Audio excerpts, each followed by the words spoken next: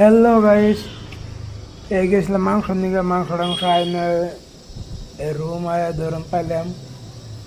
রুমে ঢুকছি, এই দেখেন খালি লেগ পিস বড় বড়। মাংস টাংস ঢেলে ছুঁয়ে পরে চাউল ধুয়ে দিলাম। চাউল ধুয়ে ভাত বহাই দিছি। এরপরে এখানে যে মরিচ পেঁয়াজ সব কাটমু রেডি করলাম। মরিচ পেঁয়াজ কাটাও শেষ, সব রেডি। এখানে মাংসটা আমি ভালো করে ধুয়ে রেডি করলাম। রেডি করে কুকারের মধ্যে ঢেলে দিলাম। মরিচ পেঁয়াজ যা লাগে সব বহাই দিলাম।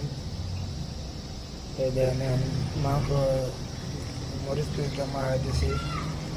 মাহাইছে দেখেন অলরেডি রেডি হয়ে গেছে। মাহাম এই দেখেন এত সুন্দর মাহাইছি, খাওয়া যাবে এখন। এখানে ঢাকনাটা লাগাই দিলাম। ঢাকনা লাগাই এখানে সব বহাই দিলাম। আজকের ব্লগটা এই তৈরি।